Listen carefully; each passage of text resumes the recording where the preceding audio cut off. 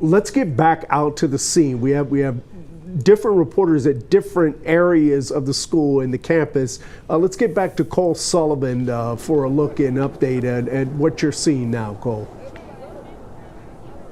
We're still seeing some confusion out here, Chris. I want to kind of step out of the way so you can see parents are still waiting to figure out when they can pick up their students or trying to find the right place to do so. And we just saw this group walk through. These are parents who were over near the elementary school, as Brittany just pointed out. They had been told, some of them, to get in their cars and drive all the way around this campus to the backside to the football field where they can pick up their students. Now it appears that police have changed at least that path and are bringing a group of these parents across the kind of field in front of the school, walking them over towards the football field where they can be reunified with their students. These are groups of parents who were gathered outside of the elementary school. Some students, it appears, who were also outside of the elementary school, maybe who had gone over that direction. They're walking over this way. This is a change from what we saw just 3, 4, 5 minutes ago, where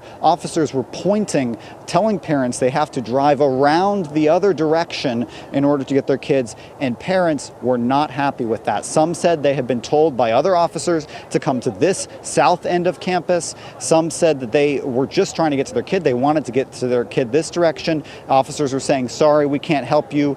And we even had some parents shouting expletives as they marched away from these officers who told them to walk, to go the other direction. This was one of the things that we heard from parents in the immediate aftermath of the shooting a year ago this week at this school, upset about the reunification process and the response to that process. Now we can see this slowly but surely starting to play out here live on this front field in front of the campus as parents are being led across towards that football field to be with their students. And look, you can see some are even being turned away from that football field now and told to walk in this other direction. I'm sure as parents that's a frustrating thing to see happen when you know your kids are over there, to be able to walk over this direction.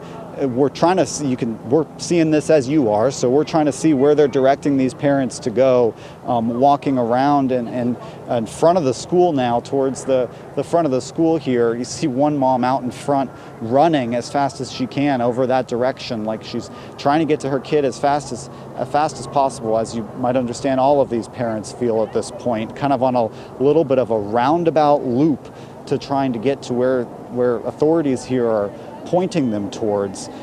This process, I'm going to be honest, just watching it play here, does not look orderly, as parents are kind of roaming through campus right now. It appears walking through towards the front of the campus and trying to get to their kids. They're walking now the opposite direction from that stadium. Not sure if maybe their children are in a different location and walking through this, but from a perspective of seeing all the authorities and law enforcement here, some are escorting them along the side, trying to walk them this direction. We also saw what appeared to be teachers as well with badges on who are walking with them this direction. This was something that had apparently been worked out in front of the elementary school before they all marched over this direction and were escorted underneath that crime scene tape, and are now, as you can see, kind of all marching their way in front of Wilmer-Hutchins High School here. This is just one aspect of what's going to be playing out over the next few hours, which is reunification of parents and students and loved ones who are